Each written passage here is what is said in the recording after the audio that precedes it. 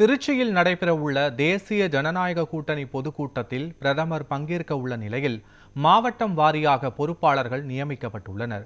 திருச்சியில் வரும் 11ஆம் தேதி தேசிய ஜனநாயக கூட்டணியின் மாபெரும் பொதுக்கூட்டம் நடைபெறவுள்ளது.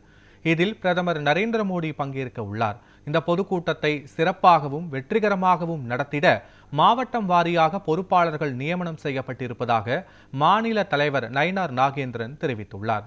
கட்சி தொண்டர்கள் மற்றும் பொதுமக்களை அதிக அளவில் திரட்டும் வகையில் பொறுப்பாளர்கள் மண்டலம் வாரியாகவும் மாவட்ட தலைவர்கள் சக்தி கேந்திரம் வாரியாகவும் தொடர் சுற்றுப்பயணம் மேற்கொள்ள வேண்டும் என அவர் கேட்டுக்கொண்டார்.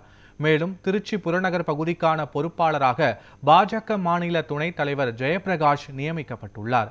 திருச்சியில் நடைபெறவுள்ள இந்த பொதுக்கூட்டம் அரசியல் ரீதியாக முக்கியத்துவம் வாய்ந்த நிகழ்வாக பார்க்கப்படுகிறது.